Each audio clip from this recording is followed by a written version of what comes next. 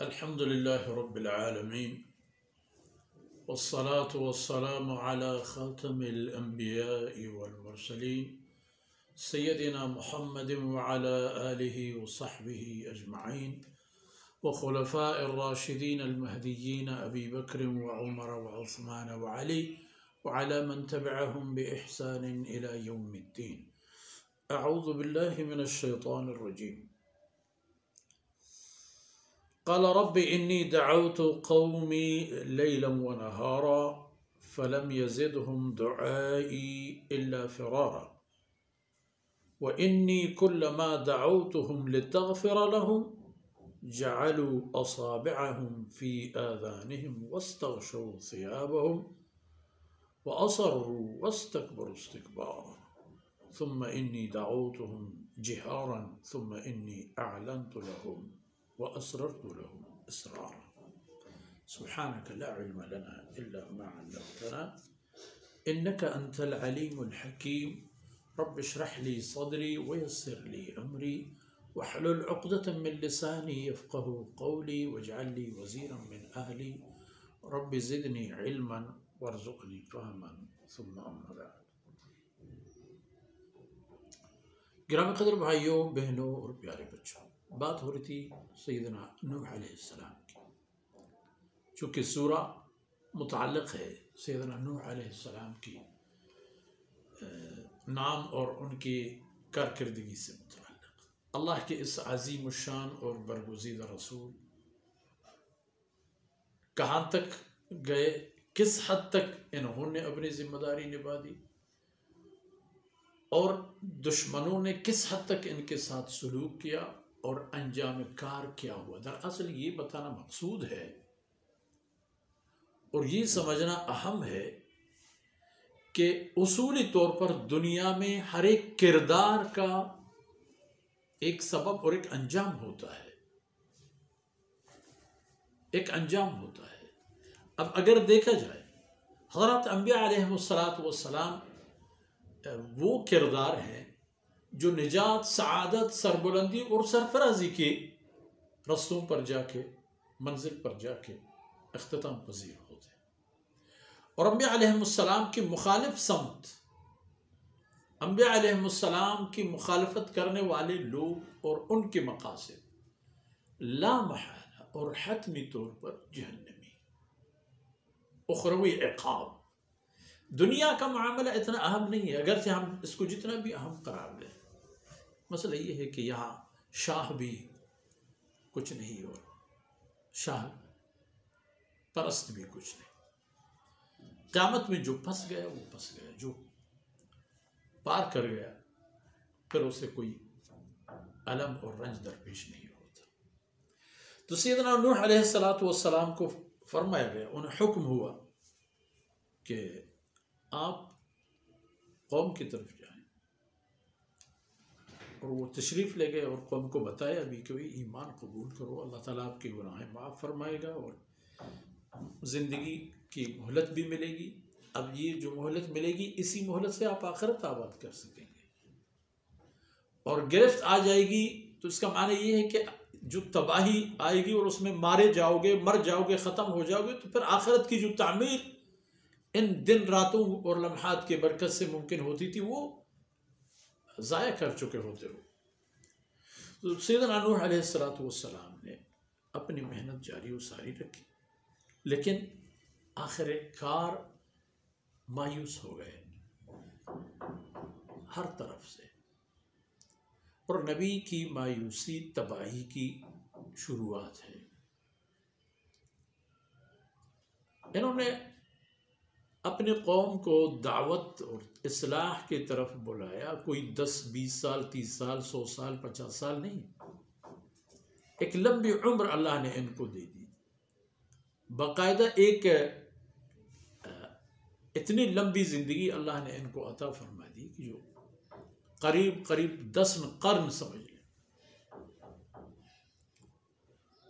لیکن نتیجہ کچھ ہاتھ نہیں آیا.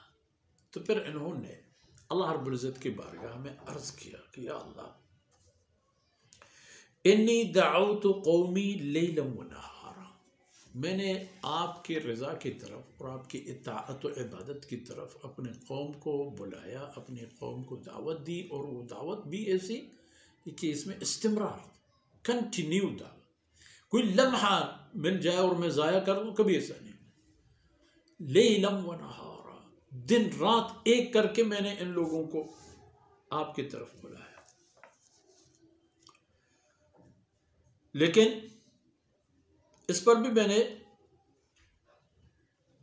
اپنی محنت جو جاری رکھی تو نتیجہ کیا پایا؟ فَلَمْ يَزِدْهُمْ دُعَائِي إِلَّا فِرَارًا،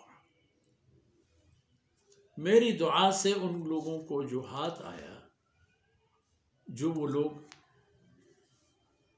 حاصل کر سکے، وہ یہ تھا کہ میری دعا سے ان کی نفرت بڑھتی چلی جاتی، فرار کرتے تھے، مجھ سے اپنے آپ کو چھپاتے تھے، میرے محافل اٹینڈ نہیں کرتے تھے، جو جہاں میں جاتا اور مجھے دیکھتے تو متفرق ہو جاتے، منتشر ہو جاتے، ہر ایک اپنے طرف چلا جاتا، اور میری بات سننے کے لیے کوئی تیار نہیں ہوا کرتا تھا۔ فَلَمْ يَزِدْهُمْ دُعَائِي إِلَّا فِرَارًا، میں نے جو ان کو بلایا تو میرے اس بلاوے نے ان لوگوں کی مجھ سے دوری اور فرار کا سبب زیادہ کر دیا۔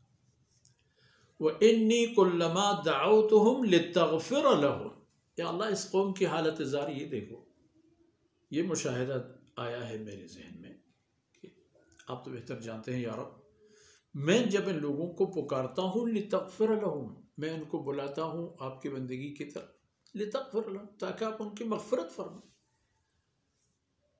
تاکہ ان لوگوں کو آپ کے عذاب سے استثناء مل جائے۔ لیکن میں جب یہ کام کرتا تھا تو ان کا رد عمل کیا ہوتا تھا؟ جعلوا اصابعهم فی آذانہم، ان کا ایک وطیرہ یہ ہوا کہ میری بات نہ سن سکنے کے لیے اپنی انگلیاں اپنے کانوں میں ٹوستے تھے۔ جعلوا اصابعهم فی آذانہم، یہ ایک، اس پر بھی نہیں، واستغشوا ثیابہم، اپنے اوپر کپڑے بھی ڈال لیتے تھے، چھپا لیتے تھے اپنے آپ کو، بستر بوریا باندھ کے بھاگ جاتے تھے، چھپ جاتے تھے، کپڑے اپنے چہروں پہ ڈال دیتے تھے۔ وَأَصَرُّوا وَاسْتَكْبَرُوا اسْتِكْبَارًا، اور آپ کی نافرمانی میں یا اللہ، مجھے ستانے میں، جھٹلانے میں اور میری نافرمانی میں اصروا، ثابت قدم رہے، اس گناہ کو انہوں نے معمولی وقت کے لیے بھی نہیں چھوڑا، اور ایک کام اضافہ بلکہ کر دیا، وَاسْتَكْبَرُوا اسْتِكْبَارًا، اور بہت بڑی غرور اور تکبر اور خودبینی کا مظاہرہ کر کے اللہ اور اس کے رسول کے باغی بن گئے۔ کبھی یہ نہیں سوچا کہ ہمیں اللہ کی طرف آنا ہے، رسول کی بات ماننی ہے، اطاعت کرنی ہے اللہ اور اس کے رسول کی، نہیں، اس کے بجائے بات نہ سنیں، انگلیاں کانوں میں ٹوس دیتے، مجھے نہ دیکھیں یا میں ان لوگوں کے چہرے نہ دیکھ لوں، اپنے آپ پر کپڑے ڈال لیتے تھے، یہ ان کی عادت ہوتی تھی۔ اور یا اللہ، جو بڑا جرم کر رہے تھے اس پر جمے رہے، وہ اثر، اور پھر تکبر اور غرور ان کی عادت ثانیہ بن چکی تھی، مجھے خاطر میں نہیں لاتے تھے اور نہیں لا رہے ہیں۔ اب یہ ایک ایسے مقام پر آئے ہیں کہ اب یہ لوگ ہیں اور ان سے یہ کسی اور حالت میں تبدیل ہونے کی تیاری نہیں کرتے، اور اس کا کوئی امکان اور امید نہیں ہے۔ سیدنا نوح علیہ السلام کی دعاؤں نے کیا انجام دکھایا، وہ انشاءاللہ اگلی آیتوں میں اور اگلی نشستوں میں زیر بحث آئیں گی۔ اللہ تعالیٰ ہماری کوتاہیوں سے درگزر فرمائے، اور قرآن کریم اور جناب رسول اللہ صلی اللہ علیہ وسلم کی شریعت اور طریقہ زندگی کو اللہ تعالیٰ ہمیں اپنانے کی توفیق نصیب فرمائے۔ وصلی اللہ علیہ نبینا محمد وعلی آلہ وصحبہ اجمعین۔